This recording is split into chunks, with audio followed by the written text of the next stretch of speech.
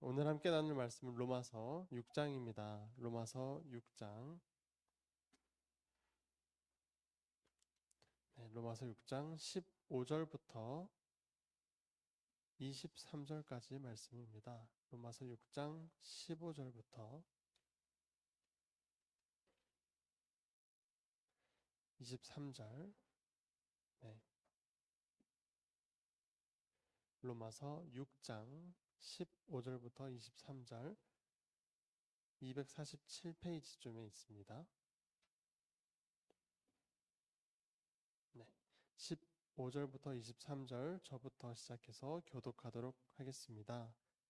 그런즉 어찌하리요 우리가 법 아래에 있지 아니하고 은혜 아래에 있으니 죄를 지으리요 그럴 수 없느니라.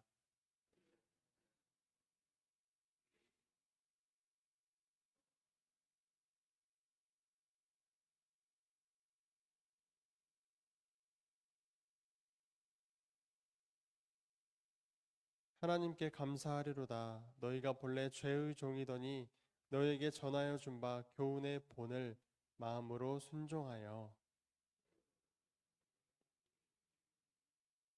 너희 육신이 연약함으로 내가 사람의 예대로 말하노니 전에 너희가 너희 지체를 부정과 불법에 내주어 불법에 이른 것 같이 이제는 너희 지체를 의에게 종으로 내주어 거룩함에 이르라.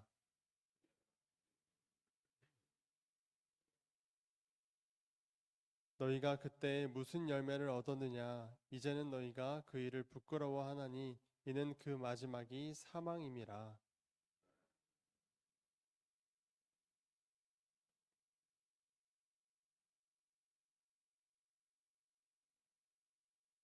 함께 읽겠습니다.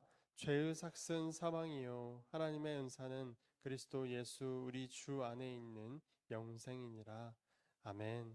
아멘. 오늘 오늘 본문 15절에서 보면 알 수 있듯이 우리는 우리는 법 아래에 있지 아니하고 은혜 아래에 있는 사람들이다라고 말하고 있습니다. 보이는 그대로의 말씀입니다. 어떤 법에 의하여 법을 잘 지켜서 구원을 받는 사람들이 아니라 은혜 아래에 있으므로 예수 그리스도 안에 있으므로 구원을 받는 사람들이라는 말입니다. 예수 그리스도를 믿는다는 것은 법 아래에서 종노릇하라는 말이 아닙니다. 예수님께서 이 땅에 오셔서 어떤 형식적인 것들, 어떤 율법이나 다른 법들이 중요했다면 그러한 것들을 강조하셨겠죠. 하지만 여러분도 아시다시피 예수님께서는 가장 낮은 곳에 오셔서 가장 낮은 자들을 사랑하셨습니다. 예수님은 법을 준행하시고 지키시러 오신 것이 아니라 법을 완성시키러 오셨습니다. 그 법이 바로 새 계명이었고 내가 너희를 사랑한 것 같이 너희도 서로 사랑하라. 지극히 작은 자에게 한 것이 나에게 한 것이다 라고 말씀하시면서 사랑의 계명을 몸소 다 보여주셨습니다. 법이 폐하여져서 법이 없어진 것이 아니라 법이 예수님을 통하여 완성되었습니다. 그렇기 때문에 예수님이 말씀하신 가르쳐 주신 그 사랑을 하면 모든 법을 지키게 되는 그 신비로움을 예수님께서 보여주셨던 것입니다. 그에 대하여 오늘 본문에서는 크게 두 가지를 말하고 있습니다. 첫 번째는 순종에 대한 것입니다. 16절 한번 같이 읽어보도록 하겠습니다. 너희 자신을 종으로 내주어 누구에게 순종하든지 그 순종함을 받는 자의 종이 되는 줄을 너희가 알지 못하느냐? 혹은 죄의 종으로 사망에 이르고 혹은 순종의 종으로 의에 이르느니라. 아멘. 죄에게 순종한다는 것은 죄의 종이 되는 것이고 의에게 순종한다는 것은 의의 종이 된다라고 그런 의미, 그런 쉬운 의미입니다. 죄를 짓고 살아가는 것은 죄의 종으로서 살아간다는 것이고 의의 종으로서 살아간다는 것은 의의 종으로 살아간다.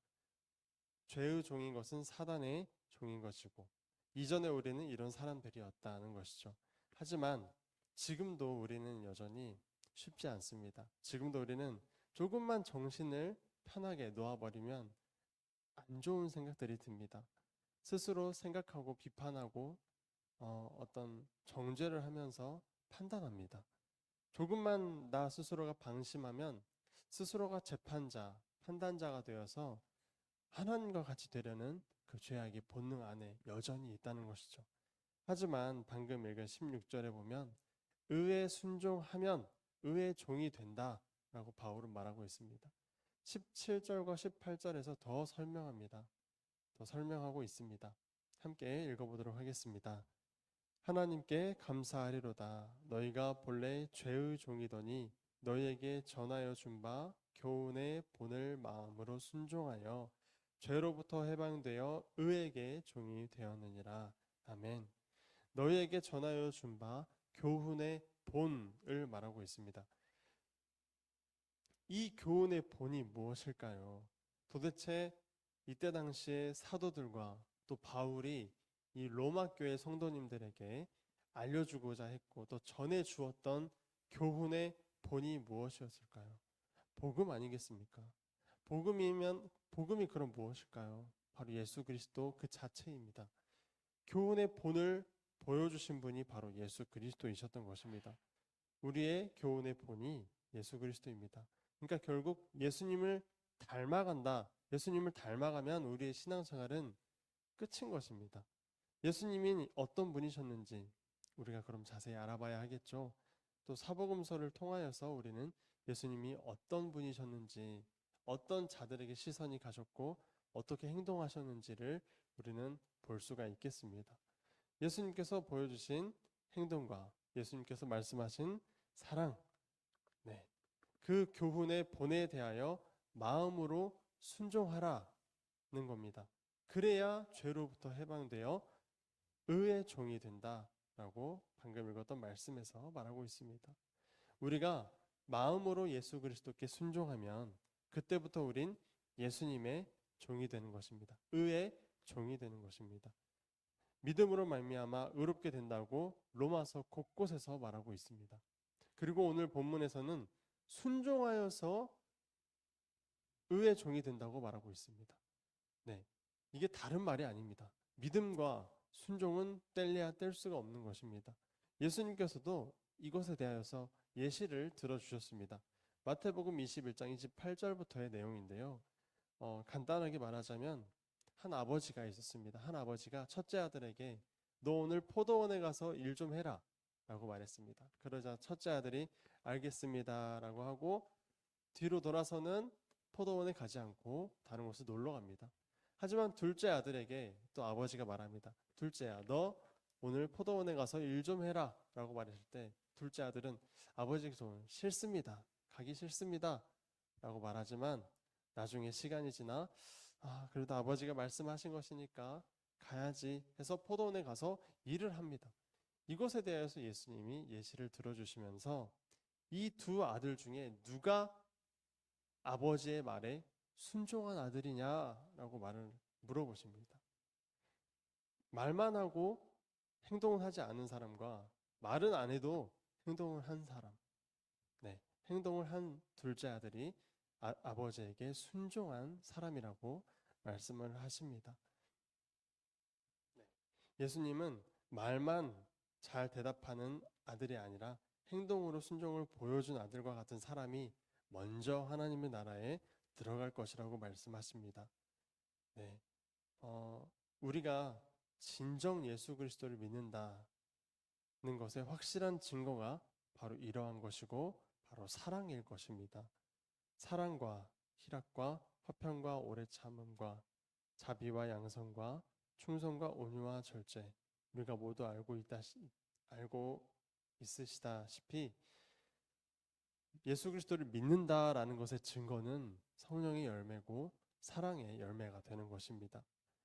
그리스도께서 보여주신 그 본에 마음으로 순종하는 자들이 진정 예수님을 믿고 사랑하는 자들인 것이죠.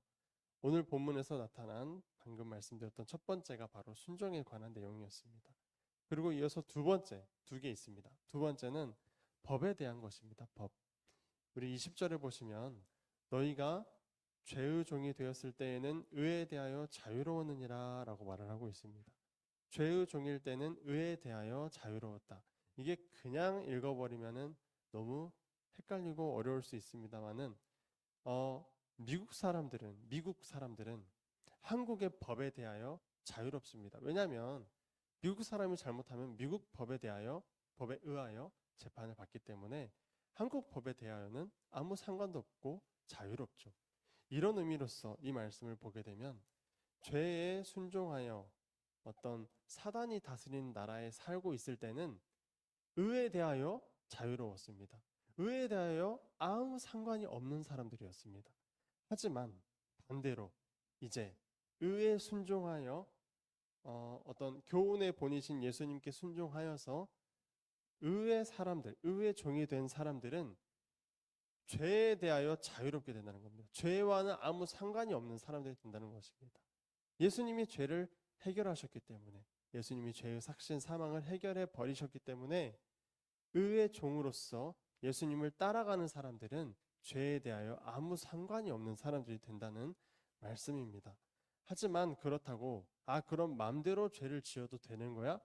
라고 생각하는 것 자체가 이미 아직 예수님을 향한 믿음이 없다는 것이겠죠. 그런 의미가 아니라 예수님을 사랑하고 믿고 그래서 예수님을 따라서 살고 싶지만 잘 되지 않은 나의 마음에 찾아오는 죄책감들이 있으실 것입니다. 그 죄책감들에 대하여서는 자유해도 된다는 것입니다. 그 죄책감에 사로잡혀서 자꾸 우울해지는 것을 원하시는 것이 아니라 기뻐하면서 사랑하는 것. 여전히 나는 죄인이구나를 계속 삶을 살아가며 나는 죄인이구나를 깨닫지만 그럼에도 구원을 하셨고 그럼에도 나를 사랑하셨고 그럼에도 내가 그래서 사랑해야지 이렇게 살아가야 한다는 것입니다. 우리가 어떤 죄책감에 시달리거나 그런 마음들이 있는 분들에게 이 말씀이 잘 이해됐으면 좋겠습니다. 예수님을 믿음으로 의롭게 된 사람들은 죄에서 자유롭습니다. 예수님께서 죄의 삭신 사망을 없애버리셨습니다. 우리가 예수님께 사랑이라는 큰 빚을 지게 된 것입니다. 이어서 21절에서는 열매가 나옵니다. 너희가 그때에 무슨 열매를 얻으느냐 이제는 너희가 그 일을 부끄러워하나니 이는 그 마지막이 사망임이라. 죄를 따를 때 맺는 열매는 바로 사망이었습니다. 하지만 22절에서는 그러나 이제는 너희가 죄로부터 해방되고 하나님께 종이 되어 거룩함에 이르는 열매를 맺었으니 그 마지막은 영생이라. 죄로부터 해방되고 예수님의 교훈의 본에 순종함으로써 의의 종이 된 사람들, 하나님의 종이 된 사람들에게 맺혀지는 열매는 거룩함에 이르는 열매, 제가 아까 말씀드렸던 사랑의 열매이고 성령의 열매이고 그 마지막에 맺게 될 열매는 영생이다 라는 말씀입니다. 말씀을 정리해 보겠습니다. 두 가지에 대해서 나눴습니다. 첫 번째는 순종에 대한 거였습니다. 이때 당시에 로마 교회 성도들에게 그리고 오늘 우리에게 보여주시는 교훈의 본 그 자체는 예수 그리스도이십니다. 예수님의 행동과 예수님의 말씀 그 모든 것이 우리에게 교훈의 본으로서 보여주셨습니다. 이 본에 대하여 우린 마음으로 순종해야 합니다. 그게 바로 믿음이고 의의 종이 되는 것이었습니다. 두 번째는 법에 대한 것이었습니다. 그리스도의 본에 마음으로 순종하여 의의 종, 하나님의 종이 된 사람들은 죄로부터 자유롭다. 죄와 상관이 없게 된다. 그리스도를 따르고자 한다면 어떤 죄를 짓지 않기 위해 노력하고 막 실패하고 죄책감을 가지고 이러한 과정보다는 죄의 삭신 사망의 힘을 잃었으니 생명을 얻는데 집중하자는 것입니다.